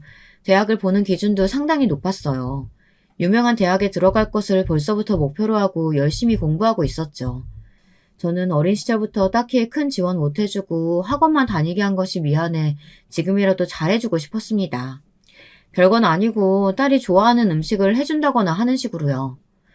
우리 딸 오늘 공부하느라 고생했어. 고구마 마탕 해놨으니까 많이 먹어. 알았지? 엄마도 회사 다니느라 바쁜데 뭐하러 마탕까지 만들었어. 고마워 엄마. 잘 먹을게. 딸은 나이에 비해서 굉장히 의젓한 성격이었어요. 그래서 제가 회사를 운영하느라 바쁘다는 걸 누구보다 잘 알아주었고 바쁘게 조리해 내놓은 음식도 맛있다고 잘 먹어주고는 했죠. 저는 이 소소한 행복이 참 좋았습니다. 그러던 어느 날 시댁에서 그렇게 함께 산 지 7년째 되던 날 행복이 행복을 물고 들어오듯 좋은 일이 생기었네요. 바로 저희가 그토록 열심히 부었던 아파트 청약에 당첨이 된 것이었습니다. 그 아파트는 한강뷰에 저희가 원하는 조건이 모두 갖춰진 곳이었어요. 꼭 가고 싶었죠. 물론 2년 전이었다면 시어머니의 빚 갚기도 허덕이느라 아파트 청약이 되었다 하더라도 입주는 꿈도 못 꿨겠지만 다행히 제가 운영하던 회사가 한창 호황기인지라 지인에게 빚도 갚고 자금이 넉넉했습니다. 정말 모든 게 이 순간을 위해 준비가 되었다고 해도 과언이 아닐 정도로 상황이 척척 맞아 들어가더라고요. 남편도 무척이나 좋아했습니다. 드디어 우리끼리 살 수 있게 되었다며 아파트 입주하는 날 소소한 파티라도 열자고 제안하더라고요. 그런데 여기서 문제가 생길지는 몰랐어요. 제가 이 소식을 전하자마자 갑자기 시어머니가 심각한 얼굴이 되어서는 아가씨를 집으로 부르고 가족회의를 소집하신 겁니다. 무슨 일이세요, 어머님? 그거 말이다. 네 아파트 청약. 세상에 너무나 잘된 일이지 않니? 그래서 말인데 이번에 네 신우 결혼 선물로 딱이지 않을까 싶구나. 얘가 드디어 좋은 집안에 시집을 가게 됐는데 그 시기가 딱 겹치지 뭐니. 니들이 통 크게 내줘라. 뭐라고요? 저희 아파트를 신우이 결혼 선물로 해달라고요? 언니, 나도 세훈이랑 오빠한테 언제 발표해야 하나 고민했는데 이런 날이 올 줄은 몰랐어. 사실 내가 모아놓은 돈이 없고 결혼하는 집안이 워낙에 대단한 집안이라 혼수도 못 해갈 것 같았거든. 근데 아파트라니 완전 딱이지 뭐예요? 신우이는 흥분한 얼굴로 자신이 결혼할 집안이 얼마나 대단한 집안이며 여기에 구색을 들어맞추기 위해선 그 아파트가 꼭 필요하다고 계속해서 강조했어요. 제가 말도 안 된다는 표정으로 신우이와 시어머니를 번갈아 바라보는 동안에도요. 남편 역시 어릿한 표정이었습니다. 반대는 하고 싶으나 두 사람에게 발표선 세월이 워낙에 길어서 그런지 또 옴짝달싹을 못하고 앉아있더라고요. 그래서 제가 저질러 버렸습니다. 아니, 저는 참을 수가 없었어요. 그간 제가 7년간 시어머니에게 당해온 수많은 수모들, 사기당한 거 뒷수습 시킨 것도 모자라서 이제는 아파트까지 내놓으라고 하다니요. 이게 인간의 탈을 쓰고 할 수 있는 짓일까요? 아니요, 어머님. 저희는 이 아파트 절대 드릴 생각 없고요. 이건 저희 거예요. 뭐야? 너 지금 그게 무슨 말하는 뻔세냐? 얘, 너 지금까지 여기서 누구 돈으로 호의회식했는지 잊었냐? 니들이 좋은 집에 살 수 있었던 건 다 내 덕분이었어. 네 시아버지 유산으로 마련한 집이잖냐. 그 순간 저는 정말 이성의 끈이 끊어져 버렸습니다. 집을 마련해 주시면 뭐하나요? 그걸 역시 시어머니의 요청 때문에 어쩔 수 없이 합가하게 된 것이었고 매달 용돈 드리느라 손해를 본 건 저희였는데 말이죠. 어머님, 투자 사기 당해서 저희가 빌고비로 돈 마련해 드린 거 잊으셨나 봐요? 어떻게 그걸 잊으실 수가 있죠? 사람이라면 잊으시면 안 될 텐데요. 그리고 제가 지금까지 어머니께 수족처럼 잘해드리려고 한 거, 그거 알고 계신다면 적어도 저한테 이런 뻔뻔한 짓은 하지 마셨어야죠. 어떻게 아가씨 선물로 아파트를 달라고 하세요? 아가씨가 도대체 저희한테 해준 게 뭐 있다고요? 버럭 소리 지르며 저도 모르게 시어머니와 시누이를 번갈아 노려보았습니다. 그러자 시누이는 흠칫하더니 아무 말 못하고 시어머니는 꿋꿋이 가족이 서로 도와야 가족이지 돕지 못하는 가족은 필요 없다며 저를 이기적이라고 몰아갔습니다. 너 같은 이기적인 애는 처음부터 드리는 게 아니었는데 어쩜 이렇게 네 사리사욕 채울 생각만 하냐? 부모한테 가정교육 못 받은 것도 정도가 있지. 어쩜 이렇게 빈티가 나는지. 내가 그래서 너 간호사 나부랭인지 뭔지 하는 애라고 할 때부터 결혼 반대한 거야. 그러더니 시어머니는 손을 들어 제 뺨을 쳤습니다. 뺨이 쫙 돌아가며 얼얼한 아픔이 느껴졌습니다. 세상에 태어나 누군가에게 뺨을 맞아보는 건 처음 있는 경험이었어요. 남편이 당황해 시어머니를 말리는 사이 저는 손을 들었습니다. 그리고 시어머니의 뺨을 내리쳤어요. 누군가 저를 향해 미친 하극상이라고 비난한데도 상관없었습니다. 그 순간 제가 지금껏 참아왔던 것들, 당해왔던 것들, 이것들을 표출하지 못한다면 죽을 것 같았으니까요. 네, 어머님, 말씀 잘하셨네요. 지금 당신 아들은 일자리도 마땅치 않아 어디 갈 회사 없이 전전하는 백수에 제 벌이로 지금 온 가족이 생활하고 있었는데 지금이 이혼하기 딱이겠네요. 저는 제 딸 데리고 나갈 거예요. 더 이상 어머니랑은 가족으로 살기 싫어요. 제발 꺼지세요. 어머, 저 되바라질 것이 뭐라고? 시어머니는 제게 뺨을 맞은 게 분했는지 한쪽 뺨을 감싸쥐고 몸을 덜덜 떨었습니다. 저는 기분 좋게 그것을 보고 있었고요. 신우이는 이 와중에도 다른 질문을 던지더라고요. 아니, 오빠 백수야? 이게 또 뭔 소리야? 명세가 아이들을 가르친다는 교사 신우이는 자기 오빠가 쭉 성실히 회사 다닐 사람이라고 생각했나 봅니다. 태생이 그렇지 않다는 걸 몰랐나 봐요. 신우이가 허둥지둥하자 저는 친절하게 설명해 주었답니다. 네 오빠는 회사에서 권고사직당해 갈 곳 없이 방황하는 신세라고요. 대기업도 나이 먹으면 잘리는 거 몰라요? 이인은 미래 대비며 이런 거 회사 다니는 동안 하나도 안 내놓았던지라 더더욱 갈 데 없어요. 아마 저한테 평생 빌부터 살 계획이었겠죠. 근데 이제 보니 필요 없겠네요. 이 남자도 제가 믿고 살 남자는 아니고 제 시댁도 미친 사람들 뿐이니 여기서 제가 계속 인연을 맺고 산다면 저도 똑같이 미칠까 겁납니다. 그러니 이제 우리 끝내기로 해요. 잘 살아요, 아가씨. 어머님, 아니 아줌마. 아줌마라는 말에 시어머니는 다시 한번 노하셨지만 그 손길은 곧 남편과 시누이에 의해 막혀버렸습니다. 남편도 상황 파악이 되었는지 제가 자기 어머니를 때렸다는 사실보다 이혼을 선포했다는 것에 더 충격을 먹곤 몇 날 며칠 빌어댔습니다. 저는 생각할 시간이 좀 필요했어요. 그러다 딸이 한 번만 아빠를 봐주자고 하는 말에 겨우 마음을 돌렸죠. 남편은 저에게 말했습니다. 다신 시어머니와 연 맺고 살지 않겠다고. 다시는 아가씨와도 연락하지 않겠다고요. 지켜질 약속인지 아닌지 모르겠지만 일단 믿어는 볼게. 고마워 여보. 정말 고마워. 받아줘서 고마워. 그렇게 하여 저는 갈데 없는 백수 남편을 끼고 지금 이날 이때껏까지 살고 있답니다. 새롭게 당첨된 청약 아파트에서요. 요즘은 하루하루 마음이 평화롭습니다. 무엇보다 시댁에서 독립하여 저만의 생활을 한다는 것이 굉장히 큰 행복이고요. 웬만하면 이 행복이 오래 지속되길 바라는 마음으로 하루하루 지내고 있어요. 요즘은 우리 딸 수험 뒷바라지하느라 조금 바쁘긴 한데요. 오랜만에 엄마 노릇하는 것 같아 기분이 좋습니다. 한결같이 부족한 엄마 곁을 지켜준 딸에게 사랑한다는 말을 전하며 글을 마무리하고 싶습니다. 지금껏 풍파 많아 힘들었을 집에서 홀로 꿋꿋이 공부하느라 고생 많았어. 남은 수험생활 화이팅하자. 지금까지 들어주신 분들 모두 감사하고요. 날씨가 많이 추워졌어요. 다들 감기 조심, 독감 조심하세요. 여러분, 두 번째 사연 시작하기 전에 좋아요와 구독 꼭 눌러주실 거죠? 그럼 두 번째 사연 바로 시작합니다. 안녕하세요. 집에서 여러모로 장가가라는 잔소리로 힘들었던 30대 후반 남자입니다. 이제 저도 좋은 짝을 찾긴 했는데 역시 결혼이란 주제는 쉽지 않았어요. 제 딴에는 꽤 큰 고민이 있었는데 이게 점점 방향이 희한하게 가는 것 같아서 누군가에게 털어놓고 싶어졌죠. 그래서 사연을 한번 보내보게 되었습니다. 저에겐 결혼을 약속한 여자친구가 있고 저와는 6살 차이로 은행에서 근무를 하고 있어요. 3년 전쯤 이미 장가를 가버린 저의 아주 절친한 지인 형이 소개를 시켜주었는데요. 사실 요즘 들어 생각해보면 이 인간의 속내가 무엇이었던 건지 조금 궁금하기도 해요. 다 알고 있었으면서 왜 저에게 숨기면서 만나게 해주었던 걸까요?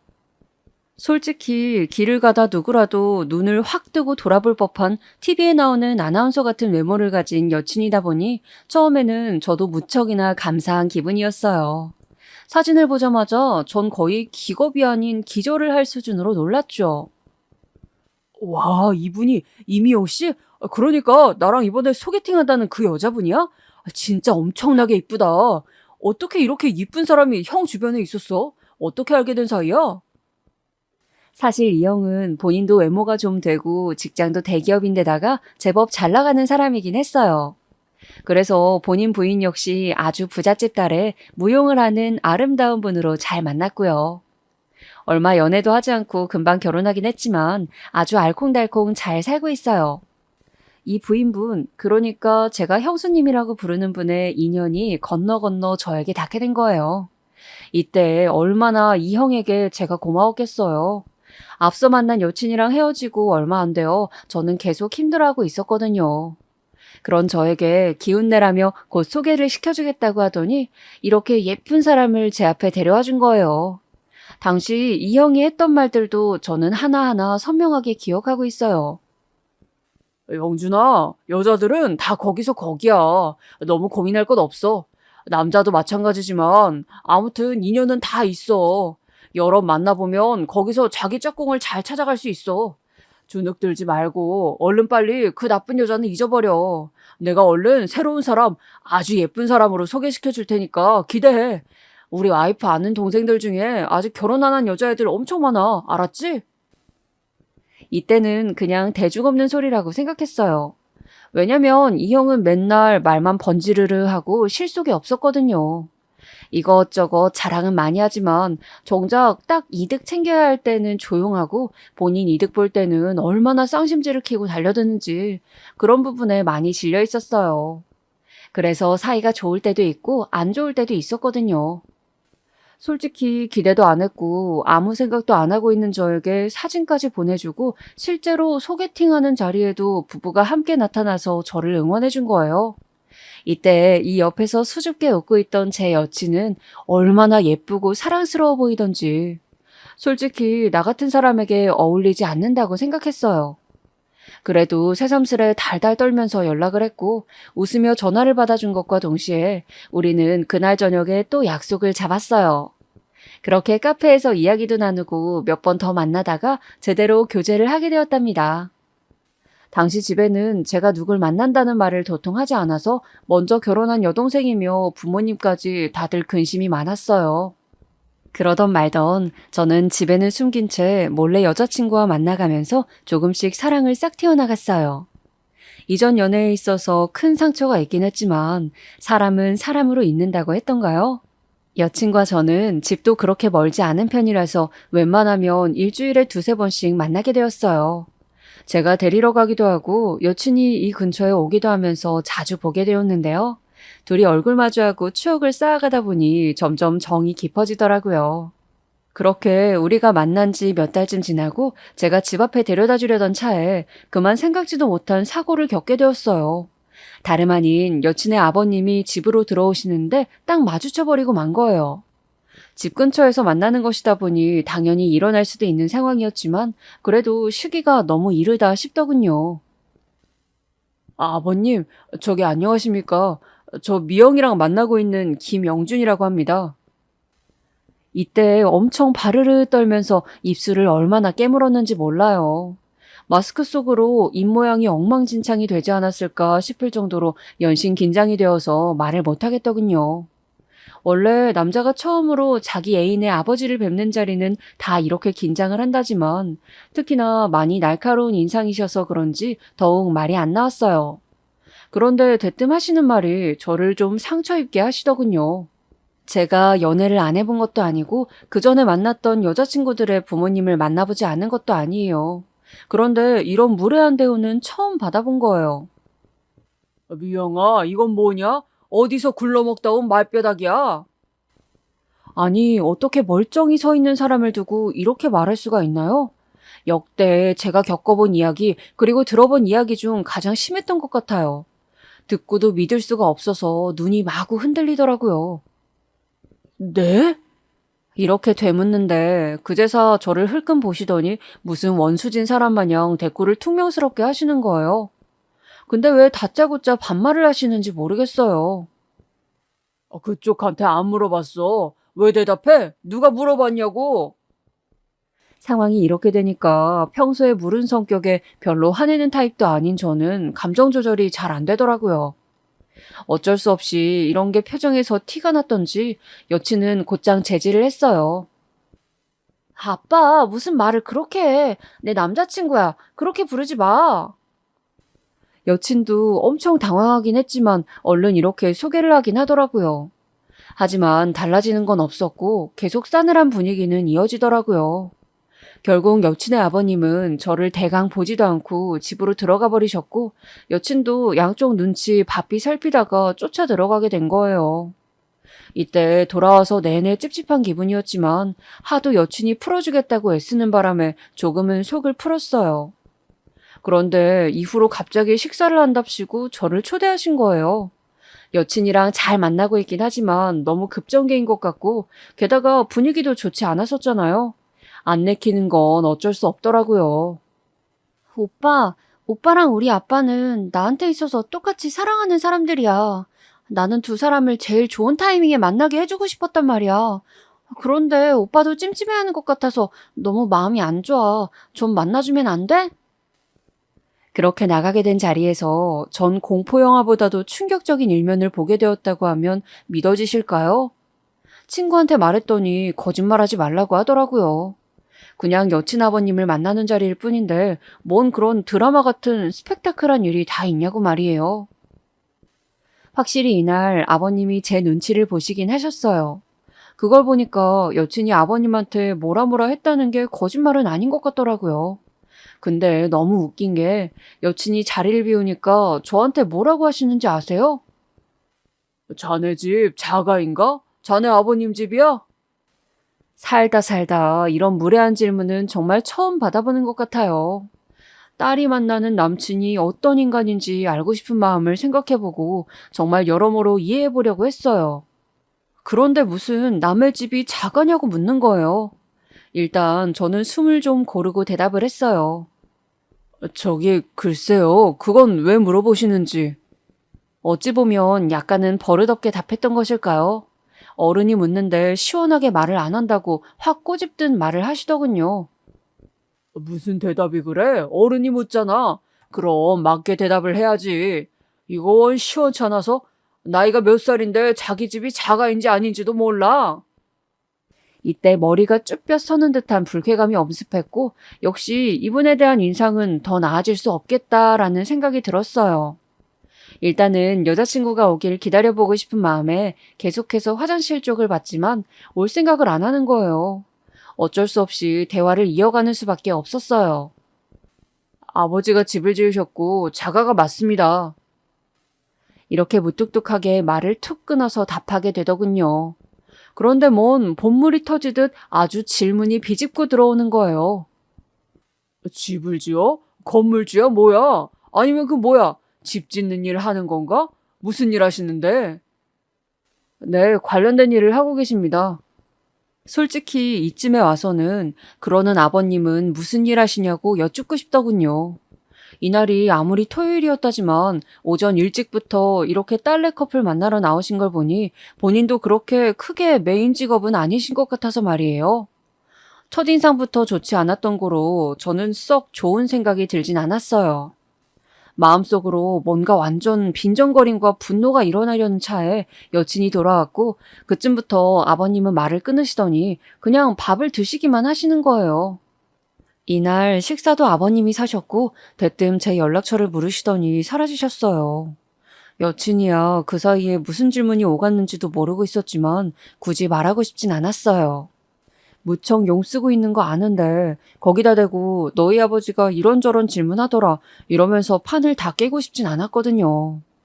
그리고 그만큼 저도 여친을 무척 좋아하고 아끼고 있었기 때문에 웬만하면 오래오래 잘 만나고 싶은 마음이 있었답니다. 아버님이 좀 걸리긴 하지만 할 수 없잖아요. 인생사 다 제 마음대로 가는 건 아니니까 말이에요. 그런데 아무리 그래도 그렇지 설마 이런 반전이 기다리고 있었을지는 몰랐어요. 아무래도 우리 둘은 인연이 아닌가 싶어서 엄청나게 고민이 되더군요. 그리고 우리 둘을 소개시켜준 형이 무척 원망스러워지게 되었고요.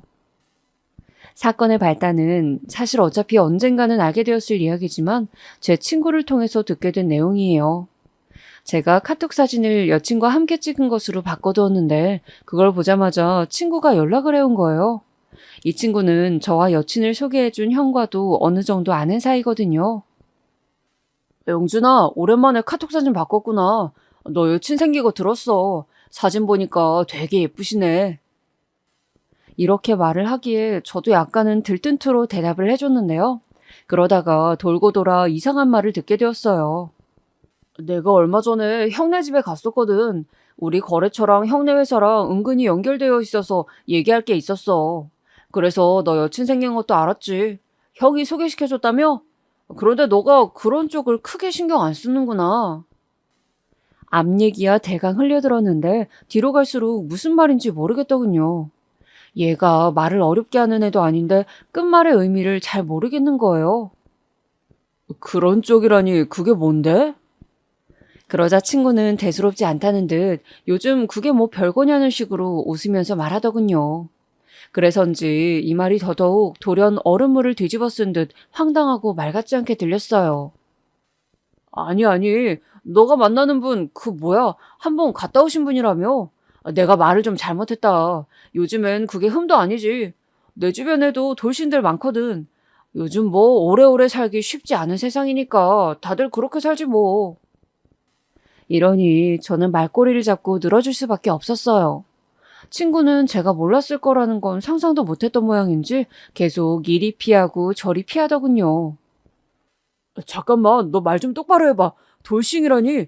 내 여친이 돌싱이라고? 나는 처음 듣는 얘기야. 누가 그래? 형이 그랬어? 뭐? 아니, 저기, 그게 말이야, 영준아. 친구는 왜 공이 자기에게로 넘어왔는지 골치 아프다는 투로 한창 말을 끌더니 결국은 여차저차 전화를 끊어버리더군요. 이 말을 듣고 너무 당황스럽고 화가 나서 거의 두어 시간을 이를 손에 잡을 수가 없었어요. 어찌 생각해보면 저도 여친에 대한 감정이 꽤 진지하고 깊어졌던 것 같아요. 돌싱이란 말도 저에겐 너무 자극적으로 들리긴 했지만 일단 결혼이니 뭐니 그런 전제가 있었다는 얘기를 듣는 자체가 되게 충격적이고 상처가 되더라고요. 따지고 보면 제가 이렇게 일상이 멈출 정도로 스트레스를 받는 것이 당연한 게 아닐까요? 알고 소개를 시켜준 것도 아니고 형도 말하지 않고 여친도 저에게 이런 뉘앙스를 언급한 적이 없어요. 그걸 이렇게 돌고 돌아서 알게 되다니 게다가 저한테 말을 안 했으면서 제 친구한테 제 얘기를 해가며 그렇게 말이 된 형은 뭔가요? 이쯤 되니 누구부터 잡아서 사단을 내야 할지 답이 안 나오더군요. 일단은 제일 중요하게 느껴지고 진실을 확인하고 싶어졌던 건 여친이니까 이날 내내 여친의 연락에 답도 안 하다가 밤 늦게쯤 겨우 전화를 걸었어요. 참 야속하게도 아주 반갑게 받는 거예요. 오빠, 오늘 일이 많이 바빴어? 왜 이렇게 연락이 안 돼? 걱정했잖아. 퇴근하고도 계속 오빠 전화 기다렸단 말이야. 이때 침을 겨우 한번 삼킨 다음 갑갑한 상태로 말을 뱉게 되었답니다. 그래, 미영아, 미안. 연락 못해서. 저기, 나 물어볼 게 있는데 솔직하게 답해줄 수 있어? 그러니 이 말에 약간 여친이 긴장하는 것 같더군요. 왜 그래? 무슨 일 있어? 그래, 편하게 말해봐. 뭐 때문에 그러는데? 이렇게 답을 주고받을 때만 해도 너무 평소 같은 여친이라 혹시 제가 잘못한 건 아닐까 싶었어요. 낮에 전화했던 친구가 사람을 착각한 건 아닐까, 아니면 뭐가 어떻게건 꼬여서 잘못된 것이 아닐까, 별의별 생각이 다 들더군요. 하지만 불안한 감은 여전히 그대로 머물러 있는 게 어쩐지 느낌이 좋지 않더라고요. 전 힘겹게 띄엄띄엄 말을 건넸고 여친의 답은 생각보다 그리 늦지 않게 돌아왔어요. 저기 내가 오늘 친구한테 들은 말이 있는데 얘가 준현이 형네 갔었나 봐. 그래서 내가 연애한다는 얘기를 들었다더라고. 그래서 나보고 축하한다고 전화가 왔는데 그러면서 어찌저찌 말을 겨우 꺼냈어요. 근데 왜 그렇게 말하는 마디마다 침이 꿀꺽 넘어가고 목소리가 떨렸던 걸까요?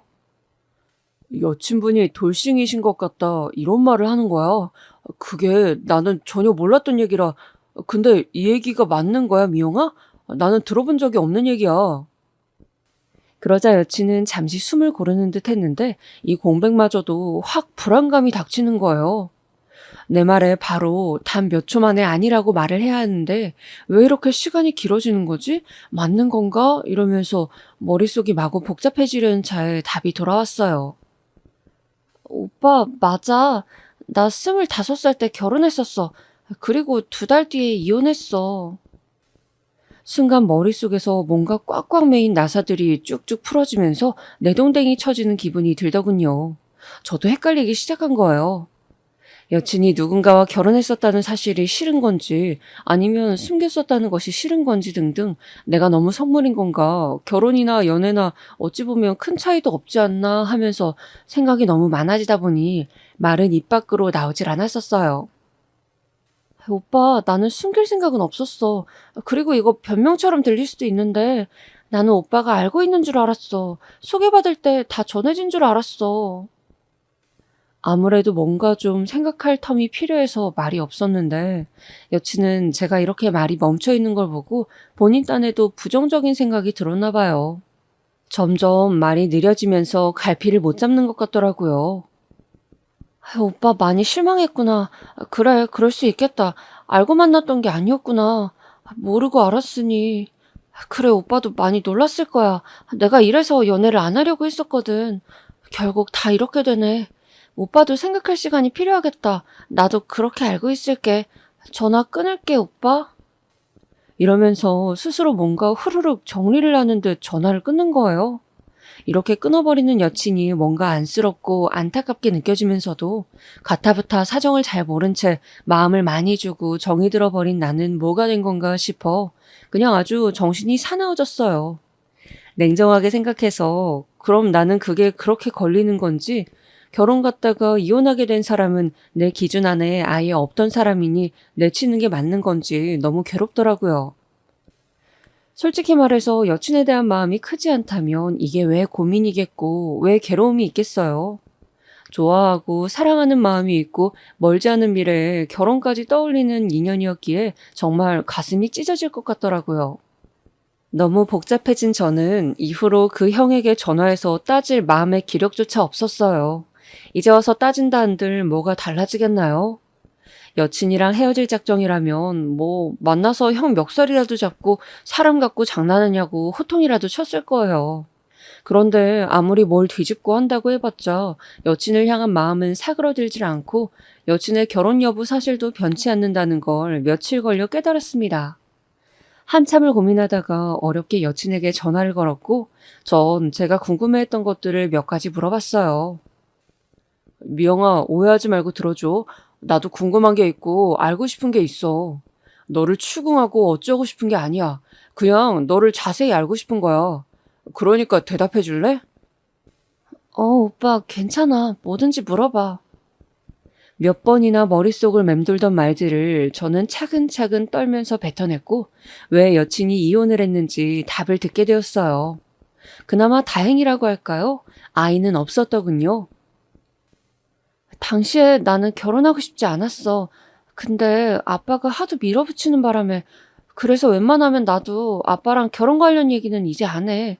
나랑 나이 차이도 많이 나고 아빠 회사 친원분의 아들이었거든. 성격 차이라고 하는 게 맞을 거야. 결혼하고 나서 내내 안 맞는 것도 많고 많이 싸웠어. 조금만 더 버텨보려고 하는 걸 내 쪽에서 먼저 이혼 얘기를 꺼낸 거야. 여기서도 빠지지 않는 여친 아버님의 이야기는 정말 여러모로 머리가 지끈하게 만들더라고요. 요는 아버님 회사에서 나름 유망하고 앞길 탄탄한 정치길 잘 잡은 상사분이 있었나 봐요. 집도 유복하고 아들은 나이가 찼는데 장가를 안 가고 있고 아버님은 자기 딸이 뭐라 생각하건 크게 관심 없이 결혼을 추진했나 봐요. 여친은 예쁘장한 외모고 당시 어렸으니 잘 몰랐지만 아무래도 결혼해보니 이건 아니라고 생각했나 봐요. 당시 어머님은 꽤 반대하셨다는데 역시나 이혼길로 들어서게 되었고 그 뒤로 아버님과 어머님의 사이도 안 좋아졌다고 하더군요. 내가 외동딸이다 보니 그 가운데 껴서 중재하느라 힘들어. 나도 아빠 마음은 알지. 우리 아빠는 본인이 처가살이 하면서 아주 고생했거든. 없는 집에서 태어나 있는 집으로 장가오면서 서름을 겪은 게 꽤 있어. 그렇지만 결국은 이게 뭐야. 결국 자식도 똑같은 상황으로 내모른 게 되어버렸잖아. 우리 집이 그렇게 없는 집은 아닌데 그냥 아빠 혼자 엄마한테 좀 열등감이 있었던 것 같아. 어쩌다 보니 이렇게 깊은 얘기까지 들어버리게 되었어요. 아무튼 이런저런 사정으로 인해 여친의 부모님은 약간 냉랭한 분위기가 돈다고 하는 거예요.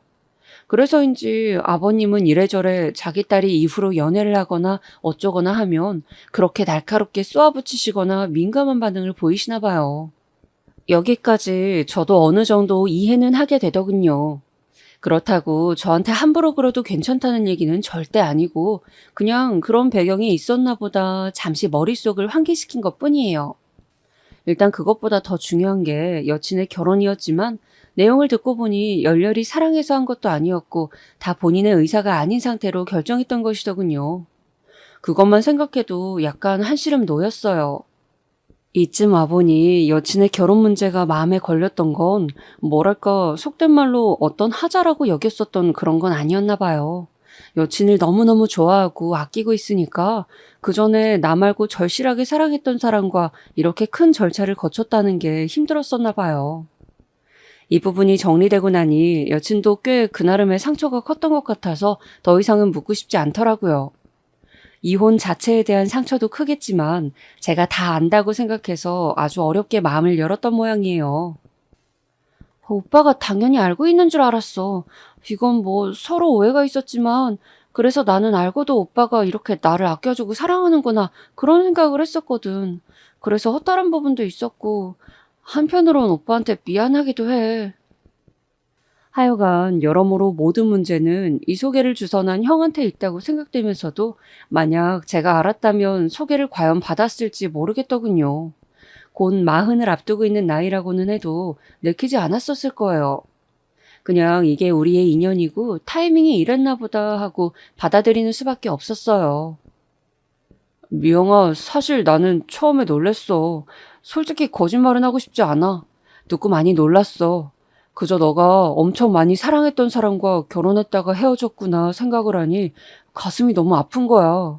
근데 그런 것은 아니라고 하니까 나는 그냥 그걸로 충분해. 우리 사이에 달라진 건 없어.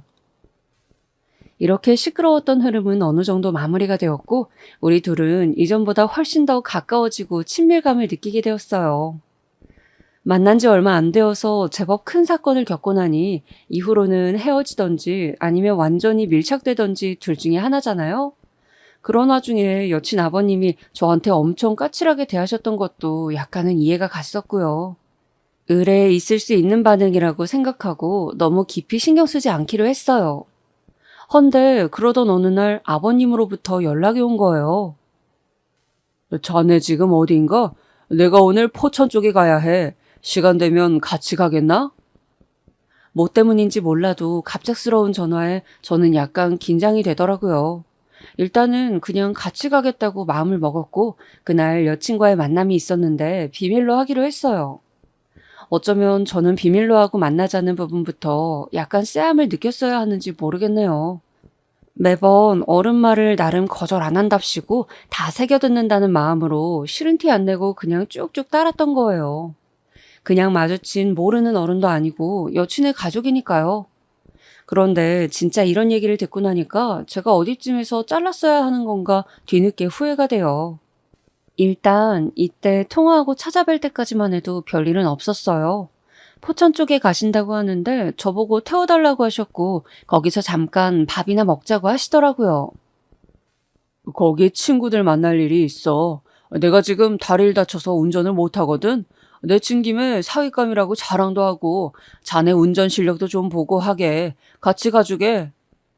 이런 식으로 말을 하셔서 크게 긴장 안 하고 어느 정도 마음의 준비만 하고 갔던 거예요. 그런데 웬 친구분들을 만난다고 하시더니 밥집 앞에서 한창 어른들 셋이서 술만 드시고 마구 떠드시는 거예요.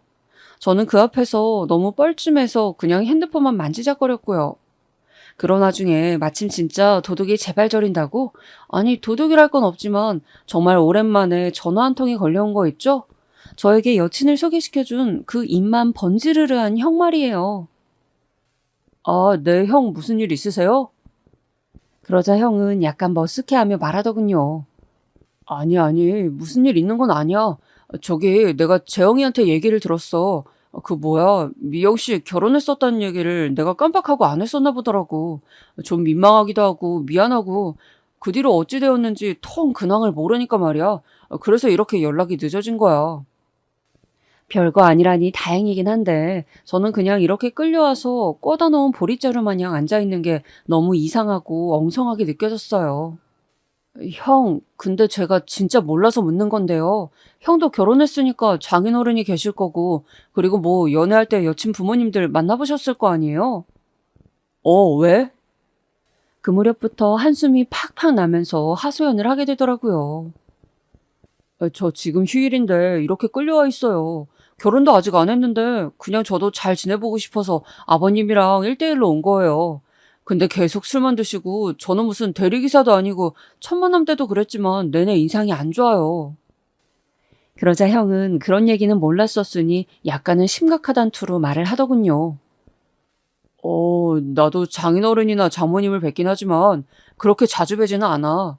그리고 결혼 전인데 무슨 여친 부모님을 그렇게 가까이서 자주 보려고 해? 감정만 나쁘지 좋을 거 하나도 없어. 그냥 오늘은 적당히 넘기고 다음에는 네가 좀 알아서 연락을 잘라. 맨날 허튼 소리만 하는 형이지만 그래도 확실히 결혼해선 저보다 경력이 있어서 그런지 맞는 말을 하는 것 같았어요. 일단은 이렇게 얘기를 받아들고 좀 있다가 그러고도 두어 시간이나 더 지나고 일어나게 되었지 뭐예요. 저기 아버님 많이 취하셨어요. 이제 그만 일어나셔야 될 것 같아요. 일행분들도 집에 가시는 분위기인데. 소중한 휴일을 다 날린 것도 기분이 안 좋고 좀 나아지는 듯 했더니 여전히 저를 무시하는 말투에 약간 화가 나기도 했어요. 그런데 정말 정점은 그게 아니라 돌아가는 차에서 취한 상태로 중얼거리시는 말이셨어요. 이게 취해서 그러는 건지 아니면 진담을 치기에 싫어서 슬쩍 내보내는 건지 화가 나더라고요. 네? 아버님 지금 무슨 말씀을, 결혼하면 같이 살자는 말씀이세요? 이상하게 제가 이런 질문을 할 때에는 말투가 그렇게 취한 것 같지도 않고 또박또박 대답을 하시더군요. 아무리 생각해도 진심 같았어요. 자네도 알다시피 우리 미영이가 외동이야. 날 혼자라고. 쟤 보내놓으면 쟤네 엄마랑 나는 외로워서 죽을지도 몰라. 요즘들 같이들 많이 살지 않아. 혼자서 살다 굶어 죽는 시대에 다 같이 살면 얼마나 좋아. 무슨 술주정을 하면서도 이렇게 고약하게 하시는 건지 너무 불쾌했습니다. 가뜩이나 감정도 안 좋은데 무슨 처가랑 같이 산다는 말씀이신 건가요? 아무튼 이때 씩씩대면서도 속으로는 바짝 누르면서 집에 왔고, 진짜 이 연애를 어떻게 하면 좋을지 평생 저 아버님 등살에 눌려 살 것 같은 기분에 너무 답답하더군요. 헌데 이후에 들은 여친 말로는 이미 집에서는 결혼 얘기가 나오고 있다더군요. 아빠는 아직도 뭔가 꿍이 있어. 오빠한테 그런 게 아니라 그냥 지멋대로 시집간다는 딸내미가 미운 거지. 그리고 엄마도 찬성하고 있으니까 엄마도 얄미운 거고. 아빠는 나 시집 보내면 엄마랑 단둘이 남는데 그렇게 살아갈 자신이 없나 봐. 계속 결혼 늦게 하라고 난리더라고. 제 마음은 별로지만 아무튼 저도 우리 집에 뭔가 말은 해야겠는 거예요. 누구랑 만나고 다닌다는 걸 눈치채셨는지 집에서는 환영하는 분위기였고 엄마는 밥을 같이 먹자고 굳이 자리를 만들어 버리셨어요. 대신 전 시끄러운 여동생은 안 나오게 해달라고 엄마에게 단도리를 했고 아버지와 엄마 그리고 저와 여친 이렇게 넷이서만 만나기로 했어요. 부담 없이 그냥 가볍게 밥만 먹고 헤어질 생각이라 아버지 좋아하시는 감자탕 집에서 만나기로 했답니다. 확실히 여친도 부담이 덜했는지 자기도 감자탕 좋아한다며 반기더라고요. 와, 너무 좋아, 오빠. 근데 진짜 정말 그렇게 간편하게 배워도 되는 거야? 난 과일 바구니나 꽃이라도 사가고 싶은데 말이야. 아니야. 진짜 편하게 보고 싶어서 그러신데. 집으로 초대하면 서로 부담스럽고 사실 만나고 싶다고 한 것도 엄마의 의견이 더 커서 아버지 좋아하는 걸로 맞춰서 그냥 식사나 하자는 거야. 미영이는 몸만 편하게 오면 돼. 그런데 이때부터 진짜 말 같지도 않게 상황이 꼬인 것이 하다 진짜 이러실 줄은 몰랐는데 말이에요. 이 자리에 글쎄 여친 아버님이 따라오신 거예요. 이게 말이나 되는 상황인가요? 사실 이 앞전에 포천에 가서 운전기사만 하고 돌아온 기억으로 이후로 밤 늦게나 새벽 일찍 일하는 중 갑자기 하시는 전화를 안 받았어요. 그랬는데 대뜸 그 자리에 같이 나타나셔서는 곤란한 얼굴의 여친과 함께 저를 마구 노려보시는 거예요. 아버님, 저기 여긴 어떻게? 뭘 어떻게는 어떻게야? 자네는 왜 그렇게 전화를 안 받아? 그럴 거면 핸드폰은 뭐하러 갖고 다니나? 여친은 짜증나 죽겠다는 듯 얼굴이 마구 일그러져 있었고 아버님은 아랑곳 안 하고 테이블을 잡고 앉으시더군요. 아니 왜 그쪽만 너네 집 자식을 본다는 거야?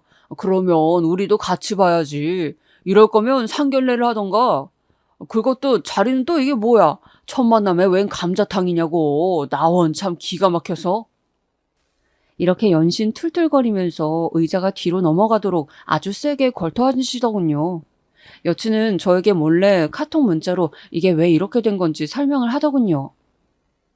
오빠 미안. 내가 오늘 아침에 너무 들떠서 오빠네 가족분들 만난다고 했는데 아빠가 귀엽고 따라온 거야. 심지어 좀 있다가 엄마까지 온대. 아빠가 불렀어. 나도 진짜 미치겠다. 미안해 오빠. 이런 메시지가 와 있는데 보면서 진짜 기분이 엉망진창이더라고요. 우리 쪽 아버지와 엄마는 아직 오시지도 않았는데 저는 잔뜩 좌불안석인 채로 있었어요. 그런데 곧장 감자탕집 문을 훅 열고 아버지가 들어오시는 거예요. 원래 오늘 안 오신다고 하더니 엄마가 하도 불러대서 그런 걸까요? 일하다 말고 퉁명스러운 얼굴로 훅 들어서시는데 제가 아버지 하고 부르는 걸 보고 이쪽으로 오셨답니다. 여친도 일어서서 인사를 하고 여친 아버님은 옆자리에 앉아서 멍하니 우리 아버지를 보더니 일어나서 인사도 않고 그냥 물만 들이키며 인상을 쓰고 계신 거예요. 그러더니 대뜸 이제 더 이상은 저에게 용납할 한도가 없는 망언을 질러버리시더군요. 이쯤 되면 저 정말 많이 참았다 싶을 정도로 제 모든 한계심을 다 끊어버리는 말이었어요. 초면에 아니 인간 대 인간으로 말을 막대하는 건 어린 사람이고 나이 많은 사람이고 간에 이 아버님께는 아무런 상관이 없나 봐요. 이젠 무식하게 느껴지고 넌더리가 나더군요.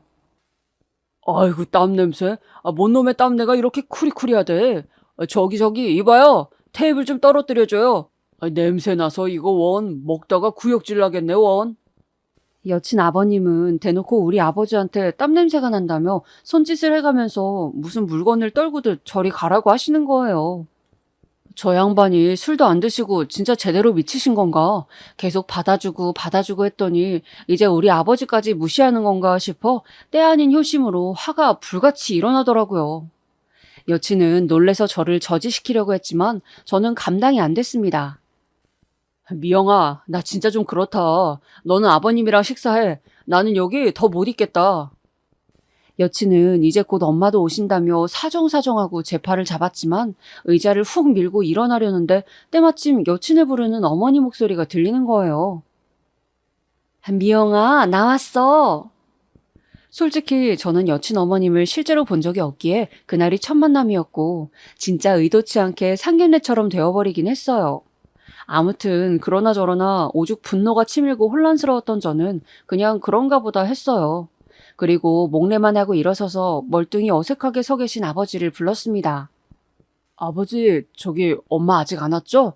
제가 전화할 테니까 일단 우리... 근데 그 순간 째지는 비명소리 같은 게 나서 어디 가스불이라도 났나 놀래서 봤어요. 그 소리는 다름 아닌 여친의 어머님 소리였어요. 어머머!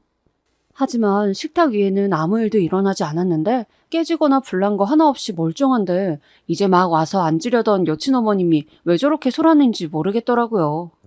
여친이며 여친 아버님이며 다 왜 그러냐는 투로 이 어머님을 보고 있었고 정말 믿을 수 없고 놀랍게도 어머님의 시선은 다름 아닌 우리 아버지를 향하고 있었다는 겁니다. 저기요.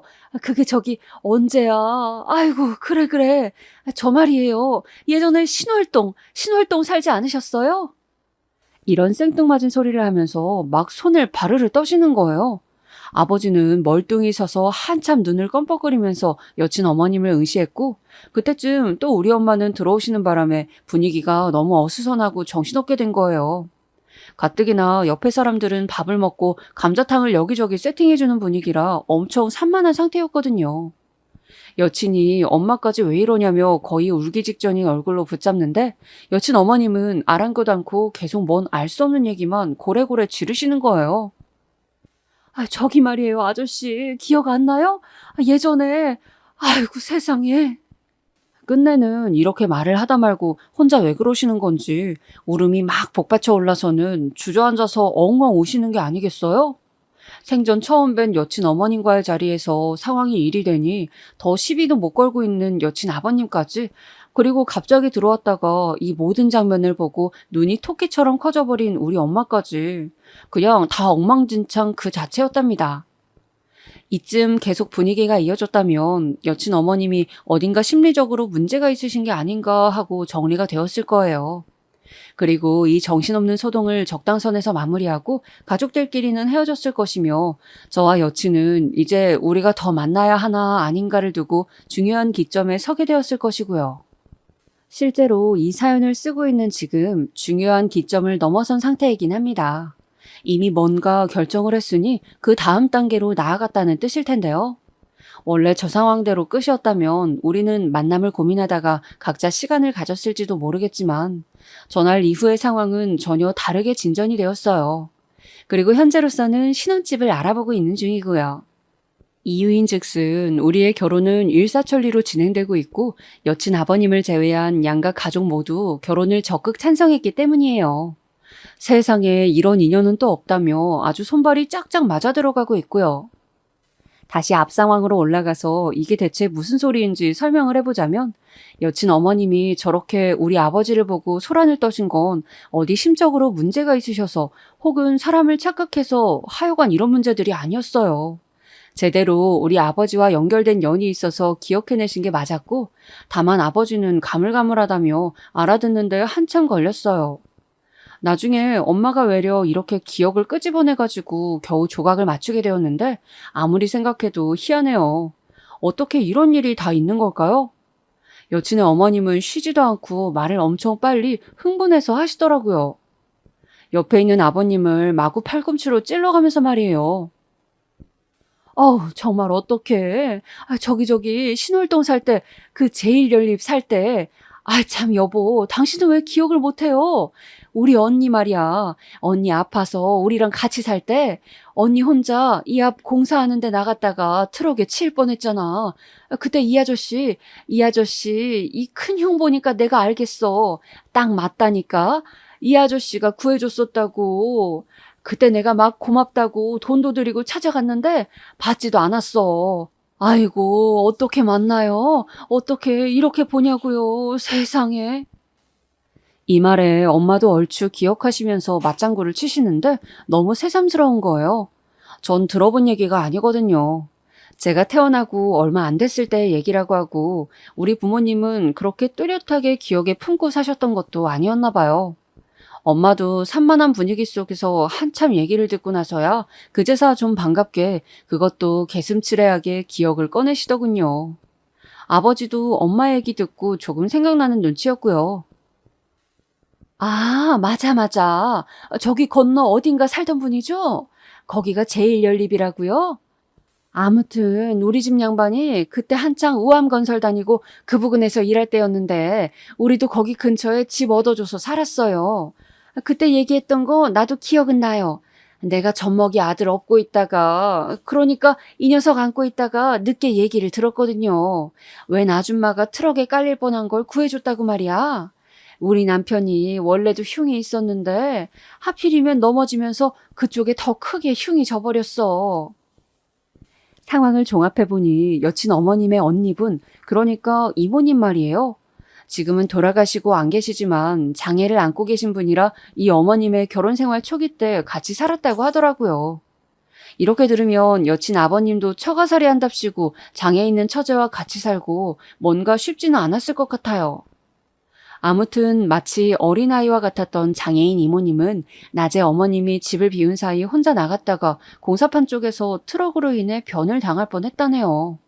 그걸 우리 아버지가 보고 옆으로 밀치다가 그만 돌부리에 얼굴을 다치셨고 어릴 때 있었던 흉이 더 심해지면서 한동안 치료를 받으신 것 같았어요.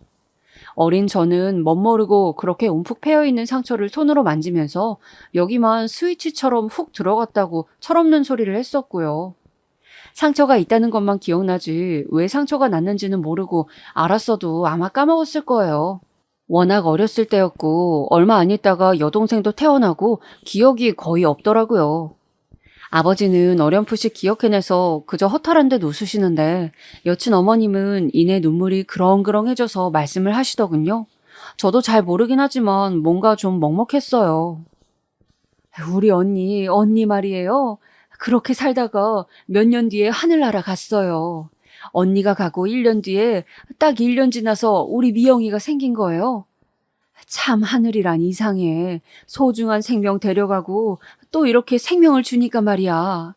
아무튼요, 우리 언니 참 힘들게 갔어요. 이 말에 여친도 약간은 울컥한지 눈시울이 벌개졌고 듣는 내내 상황이 참 안타깝다는 생각이 들었어요. 우리 아버지가 구해주셨던 그 이모님은 그때야 목숨을 구하셨지만 몇 년 뒤 밤중에 혼자 문을 박차고 나가셨다가 실종되셨고 이후에 발견되셨을 때는 길을 잃고 며칠 힘들게 방황하다가 돌아가신 것으로 결론이 났다고 합니다. 우리 아버지와 엄마는 이 말을 듣고 다 같이 가슴이 먹먹해져서 뭐라 대꾸할 말이 생각나지 않으셨나 봐요. 잠깐은 무거운 정적이 흐르곤 했지만 이윽고 세 분이서 아주 반갑게 이야기를 한창 하셨고 그 가운데 소외된 여친 아버님은 꾸역꾸역 그 자리를 맞추다가 나중에 헤어질 땐 제일 먼저 가버리시더군요. 하여간 우리 부모님도 참 대단하고 귀한 인연이라고 생각하시면서 제 여친을 좋게 보시고 이제 저에게 예비 장모님이 되신 여친 어머님은 저를 엄청나게 챙겨주고 결혼 걱정 아무것도 하지 말라면서 중간중간 용돈을 턱턱 주고 계셔요. 집 준비하느라 힘들지? 너무 걱정 말어. 미영이한텐 비밀로 하고 내가 얼마 보태줄 테니까. 알다시피 우리는 딸 하나밖에 없어. 필요한 거 있으면 나한테 다 말해. 이렇게 아들 같은 사위, 보통 사위가 아니잖아. 어쩜 이렇게 귀한 인연이 우리한테 왔어. 아주 그냥 내가 우리 사위 너무 이뻐 죽겠어, 진짜. 어디서 이런 이쁜 아들이 우리한테 왔냐고. 이렇게 저를 무한 신뢰하면서 좋아해 주시니 얼마간 여친 아버님, 아니 이제 예비 장인어른이 되신 분으로 인해 소갈이한 건 조금 해소가 되는 것 같아요. 정말 혹시나 해서 여친에게 물어봤는데 단번에 정리를 해주더라고요. 어머, 아빠가 결혼하고 같이 살재? 뭔 소리야, 말도 안 돼. 엄마는 애기 못 키워준다고 멀리 이사 가라는데? 이건 그냥 우스갯소리이긴 한데 아무튼 엄마가 피곤해서 같이 살려고 안 할 거야. 그런다고 아빠만 우리 집에 들어와서 살 수도 없고 그건 엄마가 죽어도 허락 안 해주지. 오빠도 알겠지만 우리 집 실세는 엄마야. 그래서 아빠가 사전에 길 잡겠다고 그랬나 본데 안 통하는 얘기지. 오빠는 아무것도 걱정하지 마. 이리하여 처음 저를 머리 아프게 했던 것들은 여차저차 정리가 되어가고 있고요. 그렇게 결혼 준비를 하고 있어요. 처음 소개시켜준 형이랑은 그간 불만도 많고 몇 번이나 인연을 끊을까 말까 하며 지루하게 인연을 이어왔는데 어떻게 이렇게 큰일에 징검다리 역할을 한 건지 그것 하나는 진짜 고맙게 생각돼요. 여친이나 예비 장모님 말씀으로는 만났어야 할 인연이기에 만났다고 하시지만 말이에요. 여기까지 저의 다사다난한 내용들을 들어주셔서 감사하고 앞날 행복하게 예쁘게 잘 살아갈 수 있도록 응원해주시면 또 더더욱 감사드리겠습니다.